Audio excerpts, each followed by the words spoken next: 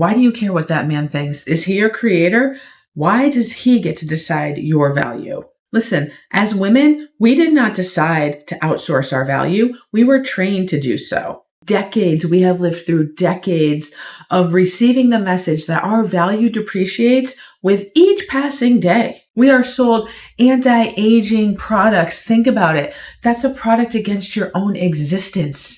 So by the time you're 50, you're not asking yourself, is he good enough for me? You're asking yourself, well, will anyone want me? You're not milk. You don't expire. That expiration date was invented to sell creams. A mistake I see women make so frequently after divorce is just giving up on themselves. Well, I'm too old. I have wrinkles. I don't look the same as I did when I was 20.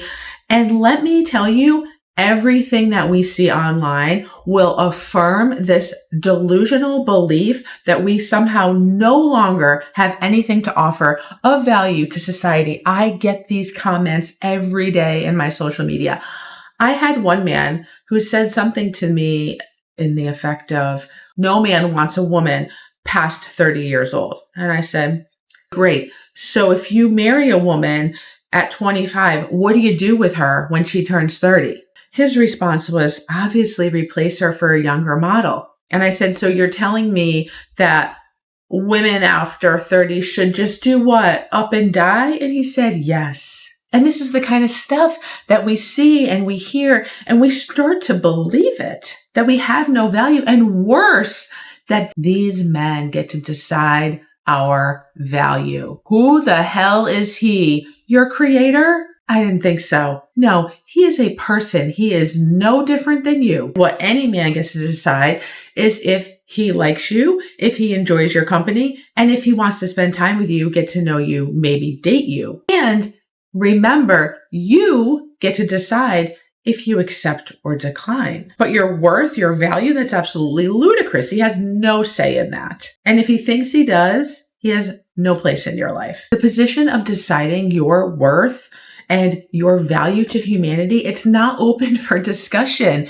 You were created, you are here with a purpose, the end, period. And here's the thing.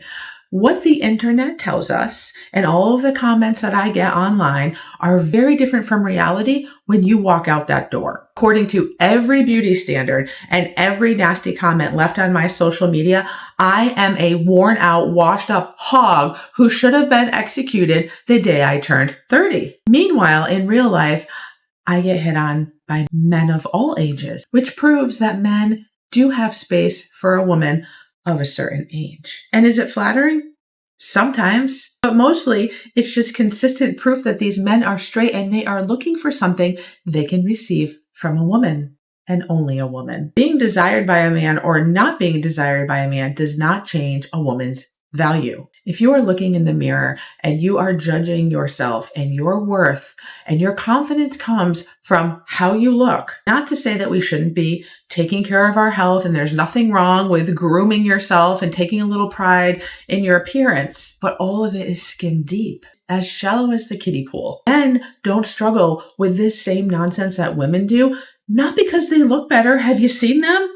Bald, huge hairy bellies, parts of their bodies that don't work properly. But no one has spent the last 40 years, 50 years, 70 years telling them that their body was the product. The fix is not fix your neck, get a facelift. It's fire the judge. What we do instead. Catch the audition. When you're getting dressed, ask, who the heck are you getting dressed for? Dress for the woman in the mirror because she's the only one that shows up. Is she comfortable? Does she look put together? Is she confident in her presentation for the world? Give me a break. It's just clothing. It's really not that deep. And replace the approval. If your whole life you have been seeking male validation and you try to just remove it, it's not really going to work. It must be filled with something real, something valuable, something nurturing and good and purposeful. Healthy female friendships, projects, creative endeavors, starting a business, hobbies, things that are rewarding, things that don't judge you, things that allow you to actually see who you are and parts of yourself that maybe you've never discovered before and extract all of the good things out of you. Choosing yourself is the only way to have unwavering confidence. Knowing that you're here on this planet with a purpose and that you belong is far more grounding, peaceful, and enriching than some man calling you a baby. One of those is a solid foundation in which you can build a life and a legacy that you're proud of and that your kids and your grandkids and whomever's lives you touch remembers you for. The other one just evaporates into thin air. It's so insignificant. So the next time you're waiting for a man to approve you, to validate you, to compliment you, ask yourself, is he my creator? Because we all already know the answer.